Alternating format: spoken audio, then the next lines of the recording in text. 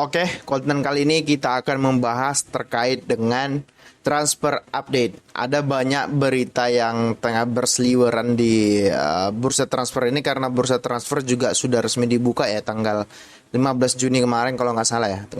Kalau nggak salah 15 Juni kemarin jendela transfer sudah dibuka. Banyak pemain-pemain yang menyatakan ingin pindah ke sana ke sini. Banyak pemain yang tidak ingin memperpanjang kontraknya bersama klubnya. Banyak pemain juga yang sudah pindah kayak itu. Oke, di konten kali ini kita akan berfokus kepada pemain yang masih digosipkan akan pindah dari klubnya kayak gitu. Yang pertama itu ada Mason Mount dari Chelsea yang kabarnya diincar MU kayak gitu. Nah, aku sebagai fans MU ya senang-senang aja sebenarnya Mason Mount itu ke MU gitu. Cuman permasalahannya apakah MU butuh pemain ini gitu. Kalau aku bilang butuh gitu. Karena apa? Bruno ya at least secara permainan posisi Mount itu kan ada di posisinya seorang Bruno Fernandes yaitu. Ya menurutku Bruno juga harus punya saingan, harus punya kompetitor gitu karena dia nggak boleh bermain walaupun jelek dia tetap bermain nggak boleh. Contoh kayak Kevin De Bruyne kalau dia bermain jelek ya digantiin gitu ataupun kalau dia cedera ada penggantinya gitu. Sedangkan di MU kalau Bruno itu nggak perform ataupun lagi cedera ataupun lagi nggak bermain kelihatan bahwasanya ada yang timpang di tim MU. Terbukti pada saat lawan Sevilla di Europa League yang mana MU sudah unggul 2-0 cuman ya kebobolan 2 kayak gitu. Ya jadi 2 sama. Kemudian di leg keduanya Bruno nggak main karena akumulasi kartu. Kelihatan ini tim timpang. Nggak ada kreativitas di tengah, nggak ada supply bola dari tengah. Ya Rashford bisa apa juga kalau misalkan kreativitas dari tengah nggak ada gitu ya, nggak bisa apa-apa juga gitu. Cuman yang jadi permasalahan dari Mount ini adalah penampilannya yang ups and down juga. Di Chelsea ya bisa dibilang dia cukup berhasil lah kayak gitu di Chelsea kayak gitu dengan ya kalau ukurannya gelar dan prestasi ya dia udah dapat UCL kayak gitu. Cuman apakah ini pemain layak berada di MU? Menurutku layak. Tergantung harganya. Nah, Chelsea kan minta 70 sampai 80 juta. Udah gila pemain kayak Mason Mount 70 harga 80 juta ya. Karena apa? Karena mereka beli Mudryk seharga 100 juta.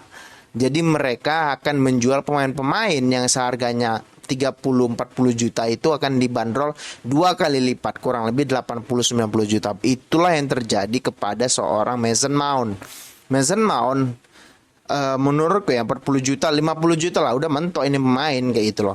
Tapi ya MU pertama ngebid 40 juta ditolak oleh Chelsea, kemudian MU ngebid kedua 50 juta. Ini masih menunggu konfirmasi Chelsea apakah Chelsea mau atau tidak. Ya tinggal lagi kita tunggu kayak gitu kan. Apakah kalau misalnya Chelsea juga nolak ya kasihlah 55 juta, kalau ditolak juga udah go to hell aja tuh Mason Mount gitu. Cari pemain lain, banyak pemain lain kok yang bisa main di posisi itu, bukan cuman dia doang kayak gitu lah, ngerti nggak? Jadi menurutku MU juga nggak boleh menjadi klub yang mengejar satu pemain mati-matian. MU harus menjadi klub yang pemain itu yang ingin bermain ke MU gitu loh. Artinya dengan segala cara pemain itu akan main dengan MU, bukan MU yang menginginkan pemain itu kayak gitu. Artinya cintanya juga harus berbalas, bukan MU doang yang mengejarnya kayak gitu loh. Nah, berita selanjutnya adalah Kylian Mbappe yang menyatakan tidak akan memperpanjang kontraknya lagi bersama PSG, yang mana tahun depan berarti dia bisa pergi secara gratis kayak gitu. Ya artinya dia nggak mau pergi musim ini, dia ingin pergi musim depan karena dia akan free transfer musim depan. Banyak pemain yang ingin mengincar free transfer ya, ataupun sekarang kan trennya itu para pemain bola incar free transfer agar apa? Agar ada yang namanya signing fee. Kalau dulu kan ya pembelian pemain kan ya antara klub dengan si klub kayak itu. Nah, sekarang dengan era sepak bola modern yang 6 bulan itu kalau klub tidak memperpanjang kontrak si pemain, maka pemain akan dinyatakan free transfer, yang artinya hubungannya antara pemain dan juga klub kayak gitu, yang artinya uang yang seharusnya diberikan kepada klub untuk membeli pemain, jadi uang itu diberikan kepada pemain kayak gitu karena dia menjadi pemain tanpa klub kayak gitu ya. Sebenarnya ada plus minusnya juga dengan peraturan itu kayak gitu loh. Nah, yang selanjutnya itu ada Ruben Neves yang dikabarkan akan ke Al Hilal. Sebenarnya Ruben Neves ini diincar oleh Barcelona, cuman Ruben Neves ini berapa sih umurnya, 30 ya mungkin udah. Ruben Neves ini juga bisa dibilang bukan pemain yang jelek lah kayak gitu. Ya so-so lah kayak gitu. Ada di tier 2 tier 3 lah kayak Adrien Rabiot lah kayak gitu. Cuman apakah ini pemain bagus? Enggak kayak gitu. Cuman dia diincar oleh Al Hilal, ya sudah, kalau dia mau pergi ya cari uang aja. Karena pemain itu kan cuma cari dua, cari tantangan dan juga cari duit gitu lah. Kalau mau dia cari tantangan ya dia pergi ke Barcelona kayak gitu. Ya kali Barcelona di bawah Xavi bisa berjalan jauh di sepak bola kayak gitu. Xavi mainnya ya memang Barcelona juara tahun ini. Cuman kan ya permainannya amburadul, bukan Barcelona yang kita kenal at least di zaman si Enrique, nggak usah zaman Pep lah, zaman Enrique aja deh kayak gitu. Jauh, masih jauh kayak gitu ya. Ya kali Ruben Neves mau cari tantangan di Barcelona ya, cari duit aja kayak gitu loh. Oke, yang selanjutnya itu ada Declan Rice yang diincar Arsenal gitu. Declan Rice ini kan sudah dari berapa musim terakhir itu banyak dihubungkan dengan MU lah, Chelsea lah, City lah.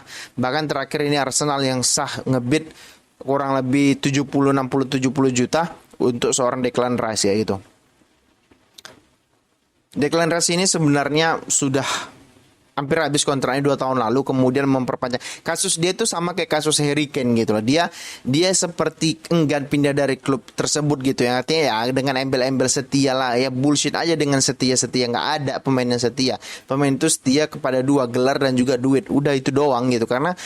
Karena karir pemain bola itu kan nggak panjang kayak gitu loh. Nggak banyak pemain yang bisa bermain sampai umur 40 tahun gitu. Umur 35 bahkan sudah banyak yang pensiun kayak gitu kalau mereka tidak punya klub kayak gitu. Jadi ya bullshit kalau ada pemain yang bilang cinta-cinta dan segala macam. Nggak ada cerita kayak gitu loh, ngerti nggak? Jadi balik lagi ke Declan Rice gitu. Pemain kayak dia 80 juta apakah worth it? Sebenarnya sih kemahalan. Pemain kayak dia ya 50 udah mahal, udah mentok itu 50 sebenarnya. Cuma kan ya kita terkenal dengan pemain Inggris yang terkenal mahal-mahalnya, nauzubillah, dengan kualitas seadanya. Contoh Harry Maguire, contoh Jack Grealish 100 juta dibeli City gitu. Artinya juga ini pemain overrated. Cuman apakah layak? Sebenarnya layak aja 80 juta dengan kualitas Declan Rice. Cuman kalau kita mau realistis, ya 40-50 juta udah mentok sebenarnya. Pertanyaannya sekarang kan apakah Arsenal membutuhkan dia?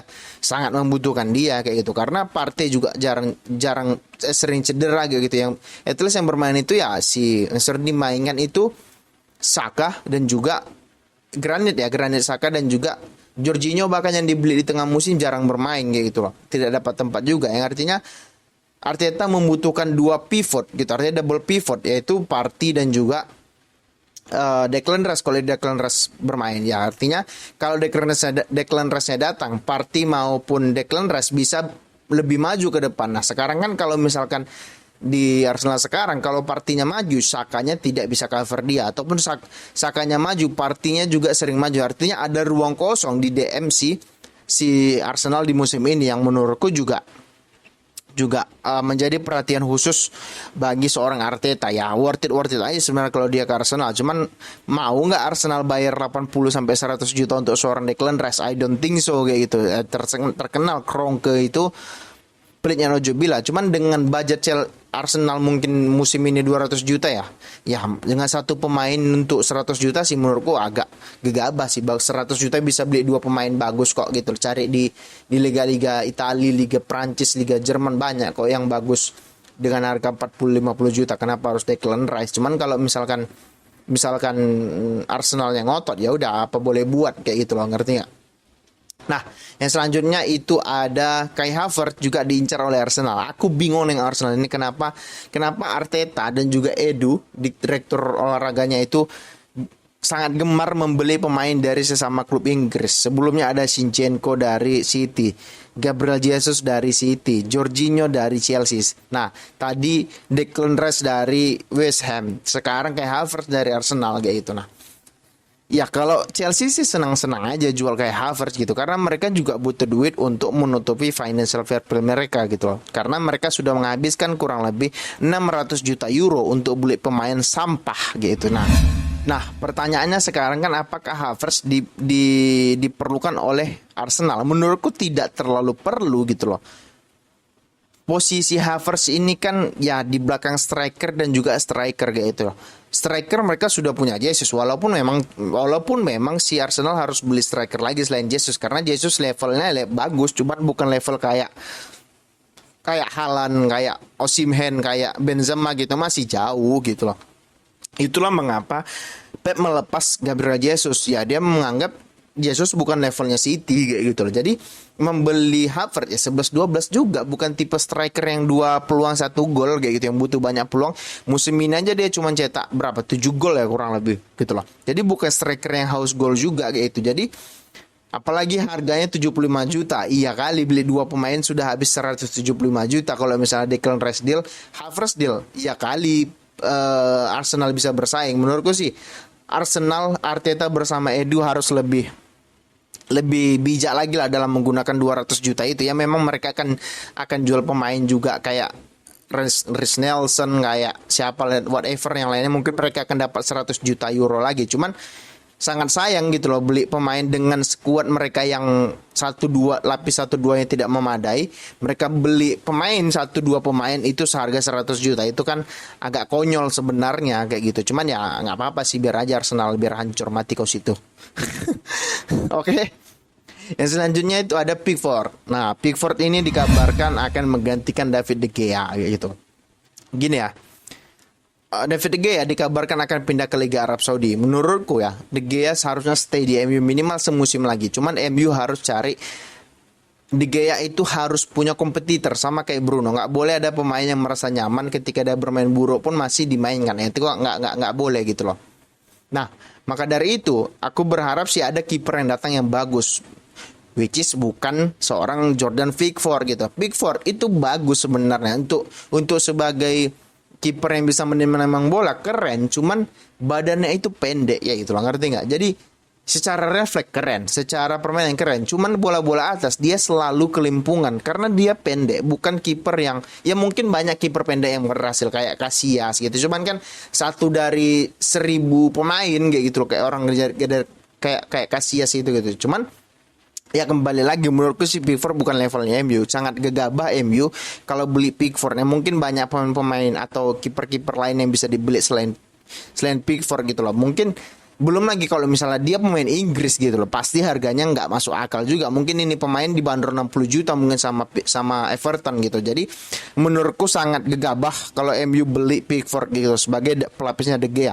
Lebih baik De Gea aja daripada Pickford. Mungkin De Gea tidak bisa build up dari bawah, ya jangan suruh build up dari bawah, udah gampang selesai barang itu gitu. Cuman ya permasalahan sekarang kan permainan MU itu permainan Ten Hag itu adalah permainan yang dimulai dari bawah untuk memancing pressure lawan.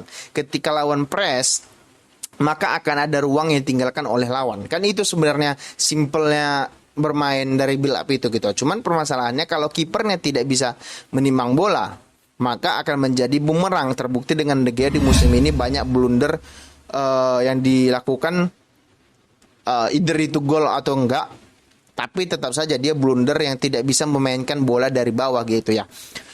Kembali lagi kalau aku bilang tergantung pelatihnya lagi, apakah Ten Hag pintar, apakah Ten Hag hebat dalam melatih pemain, ya itu kembali lagi kepada Ten Hagnya kayak gitu. Jadi menurutku nggak usah Pickford, De Gea aja deh, cari aja pelapis dia yang sepadan dengan dia kayak gitu, ngerti nggak?